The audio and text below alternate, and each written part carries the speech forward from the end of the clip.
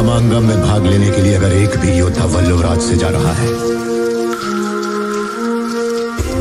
तो यहाँ की औरतों के मन में जलती बदले की आग की वजह से है।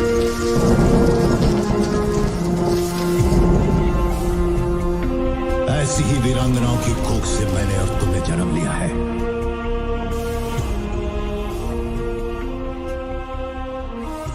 वल्लभनाथ की स्त्रियों को ये अधिकार नहीं। क्या था राजा दशरथ का वरदान? कैकेयी ने क्यों मांगा था राम के लिए वनवास? किसने दिया श्री राम का साथ?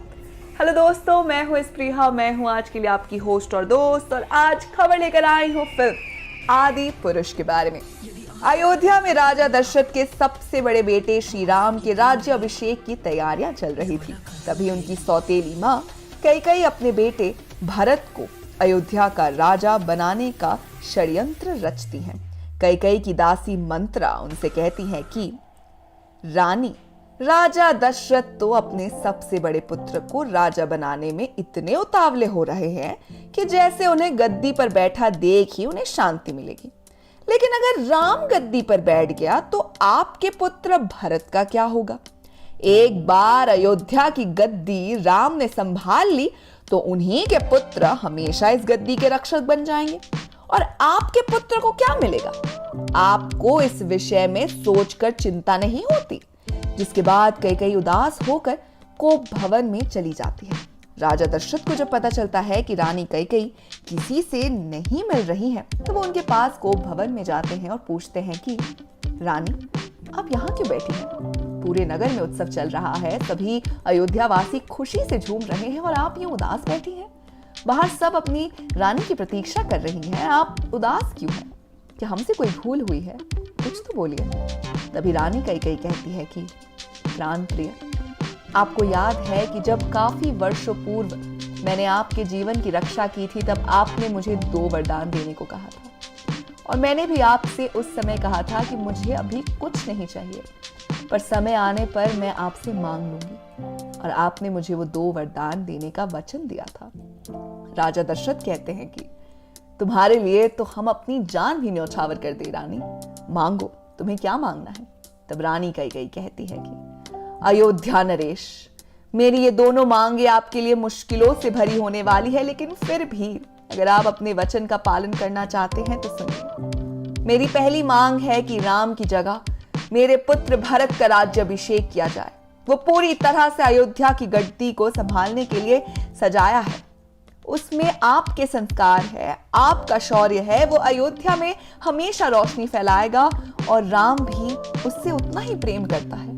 उसे भरत के राज्य अभिषेक से कोई समस्या नहीं होगी। और मेरी दूसरी मांग है, राम को 14 वर्षों के लिए वनवास भेज दिया जाए। ये सुनकर राजा दशरथ चौंक जाते हैं और वो कैकेयी से कहते हैं कि मुझे समझ नहीं आ रहा है कि राम को वनवास भेजने का ख्याल तुम्हारे मस्तिष्क में आया भी तो कैसे? मेरा पुत्र राम इतना शालीन और दानी है कि उसे गद्दी का कोई लोभ नहीं है। वो अपने अनुज के लिए आसानी से अयोध्या का राज सिंहासन त्याग देगा, पर क्या एक पिता उसे वनवास जाने का आदेश दे पाएगा? ये कहते हुए भी तुम्हारा हृदय नहीं कांपा? और राम की जगह भरत की देने पर अयोध्या वासियों पर क्या बीतेगी, इसका अंदेशा भी है तुम्हें? मैं ये वरदान नहीं दे सकता तुम्हें, किसी भी कीमत पर नहीं। इसके बाद कैकेयी कहती है कि मुझे पता था स्वामी कि आपसे ये नहीं होगा। जाइए और जाकर अपने पुत्र राम का राज्याभिषेक कीजिए, पर इतना जरूर स्मरण रहे कि आज के बाद रघुकुल रीत सदा चली आए। प्राण जाए पर वचन न जाए, एक व्यंग बनकर ही रह जाएगा, क्योंकि अयोध्या नरेश तो अपना वचन पूरा करने से ही पीछे हट गए। दशरथ की आंखों में आंसू आ जाते हैं। वो कैकेयी के सामने हाथ जोड़ लेते हैं और उनसे कहते हैं, तुम्हें अंदाजा भी है कैकेयी कि तुम क्या मांग रही हो? ये कैसे संभव है? मैं ये वर तुम्हें कैसे दे सकता हूँ? तुम्हें अंदाजा भी नहीं कि तुम कितना बड़ा पाप कर रही हो। राम को वनवास भेजने से मेरी आत्मा तो शरीर त्याग ही देगी, लेकिन तुम भी कभी खुश नहीं रह पाओगी।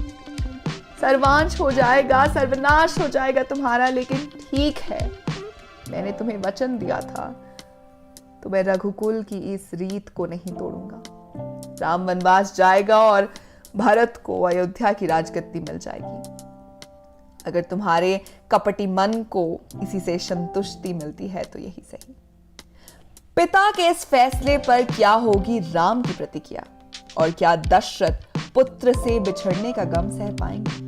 जानने के लिए आपको करना पड़ेगा थोड़ा सा इंतजार। लेकिन अगर आपको आज की वीडियो पसंद आई हो तो इसे लाइक कीजिए, दोस्तों के साथ शेयर कीजिए और फिल्मी दुनिया से जुड़े रहने के लिए सब्सक्राइब कीजिए हमारे चैनल बॉलीग्राज स्टूडियोज को।